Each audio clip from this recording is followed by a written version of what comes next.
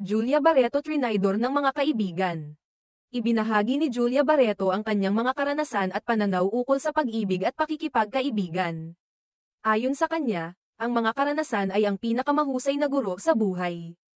Kaya't natutunan niya ang mga mahahalagang leksyon mula sa kanyang mga naranasan, kabilang na ang mga heartbreak at mga pagsubok sa mga relasyon. Hindi na bago kay Julia ang makaranas ng sakit sa puso. Sa murang edad, naranasan na niyang masaktan, ngunit aniya, ang pinakamabigat na dagok na tumama sa kanya ay hindi ang mga nasirang relasyon, kundi ang mga taong itinuring niyang malalapit na kaibigan pero nagtakda ng masakit na pagtataksil at pag-iwan sa kanya. Ito raw ang mas matinding pagsubok na tumibay sa kanyang pananaw ukol sa trust at pagkakaibigan. Sa vlog ni Cassie Legaspi, binanggit din ni Julia na hindi nakaligtas sa mga kontrobersya ang kanyang buhay, kaya naman hindi maiiwasan na mawalan siya ng mga kaibigan. Lalo na noong siya ay naging sentro ng mga isyu hindi lamang tungkol sa kanyang pamilya, kundi pati na rin sa mga isyu sa ibang personalidad sa showbiz.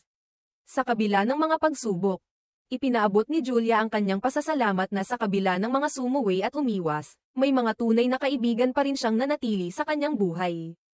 Para kay Julia, ang mga kaganapang ito ay tila isang pahiwatig mula sa Diyos na iniligtas siya mula sa mga toxic na tao na maaaring magdulot ng harm sa kanyang buhay. Ayon pa sa kanya, ito rin ang naging pagkakataon upang malaman ang tunay na mga intensyon ng mga tao sa kanyang paligid. Ipinagpapasalamat din ni Julia ang tulong at suporta ng kanyang pamilya, na siyang naging matibay na sandigan niya sa mga panahon ng pagdaranas ng pambabatikos mula sa publiko dahil sa mga isyu sa kanyang pamilya at sa kanyang personal na buhay. Sa ngayon, nagiging mas maingat na si Julia sa pagpili ng mga taong pagkakatiwalaan. Natutunan niyang maging mapanuri at kilatisin ang mga intensyon ng mga tao sa kanyang paligid. Pagdating naman sa kanyang love life, masaya si Julia sa kanyang kasalukuyang relasyon kay Gerald Anderson. Aniya, ang kanilang relasyon ay puno ng suporta at pagmamahal, na nagiging dahilan ng kanilang paglago bilang magkasintahan.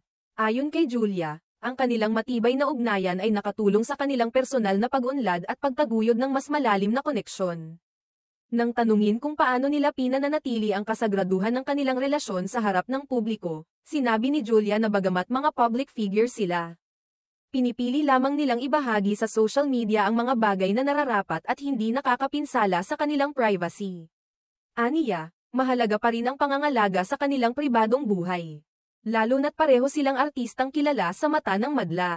Sa kabila ng mga pagsubok at isyong dumaan sa kanyang buhay, ipinagpapasalamat ni Julia ang bawat leksyon na natutunan niya.